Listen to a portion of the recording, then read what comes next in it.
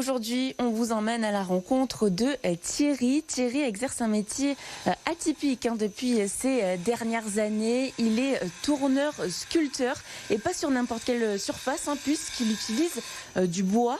Alors, on va justement le retrouver en plein travail. Bonjour Thierry. Bonjour. Alors, c'est un métier assez atypique que vous exercez, puisque vous êtes sculpteur-tourneur, mais surtout sur du bois. C'est quelque chose qu'on n'a pas forcément l'habitude de voir tous les jours. Ben non, c'est un métier qui n'est pas très répandu. En fait, on est quoi? On est peut-être, je sais pas, 200 ou 300 en France, en fait, professionnels. Voilà, mais ça se développe de plus en plus et de manière un peu plus contemporaine, parce qu'avant le tournage en fait était surtout axé sur en fait les pieds de table, les pieds de chaise, les barreaux, et on s'en servait beaucoup en ébénisterie. Mais comme tout a été industrialisé, maintenant ça se perd un petit peu. Il reste encore quelques tourneurs à façon. Et du coup, les tourneurs se sont axés plus maintenant vers le tournage contemporain, qui est arrivé un petit peu des anglo-saxons, voilà, apporté en France par un tourneur professionnel qui s'appelle Jean-François Escoulène, voilà. Et alors vous, comment est-ce que vous êtes tombé dans ce métier? Qu'est-ce qui a fait un jour que vous avez dit je vais devenir tourneur-sculpteur ici dans les Alpes de Haute-Provence? Eh bien, paradoxalement, je suis allé un jour me promener à Éguines, dans le Var, et il y avait une petite galerie d'art qui était tenue par une dame qui s'appelait Maria Di Prima. Et en franchissant la porte de cette galerie, ça a été vraiment une révélation pour moi de découvrir des objets magnifiques réalisés à partir du tournage. Et donc, l'idée a fait son chemin, je me suis formé, et lorsque je me suis senti prêt, eh bien, je me suis installé, voilà. Alors sur quoi est-ce que vous travaillez là actuellement? Ben là, je travaille sur des petits coffrets en fait contemporains. Pourquoi contemporains? Parce que j'apporte un peu de la matière, je la transforme, je mets de la couleur, je sculpte un petit peu, je fais des projections de couleurs. Je peux vous montrer si vous voulez la pièce que je suis en train de réaliser. En fait là, c'est le dessous de la pièce qui est en train de se terminer.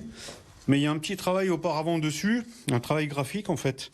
Il y a, comment dirais-je, l'addition de plusieurs couleurs. Et ensuite, c'est travaillé avec une brosse métallique. Voilà, et ensuite, je réalise un petit couvercle que je mets dessus, voilà, avec une petite couleur bleue et un petit travail graphique à l'encre de Chine. Allez, on va vous regarder un petit peu travailler.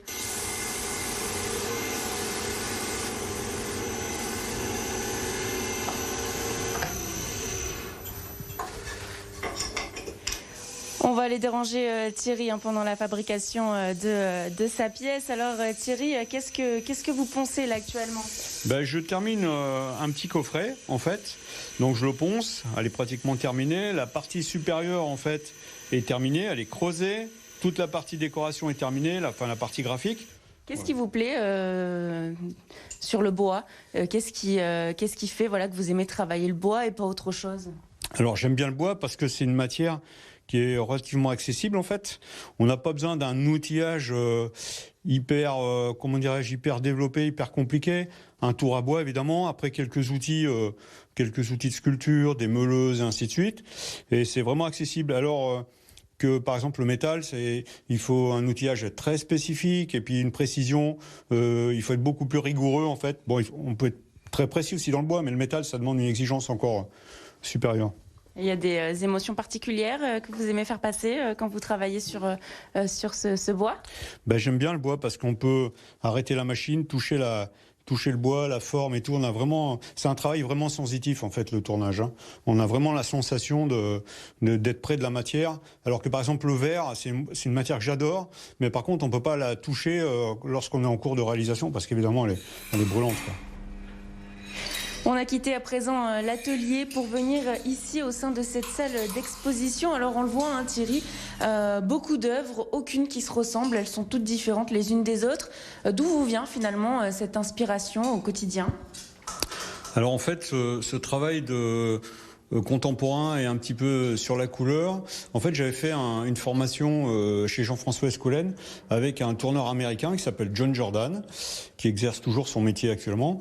Et en fait, c'est lui qui nous avait un petit peu ouvert l'esprit sur le fait qu'on pouvait mettre de la couleur sur le bois. En fait, moi, j'y avais pas du tout songé au départ. Je trouvais ça même un petit peu gênant, quoi, de peindre du bois.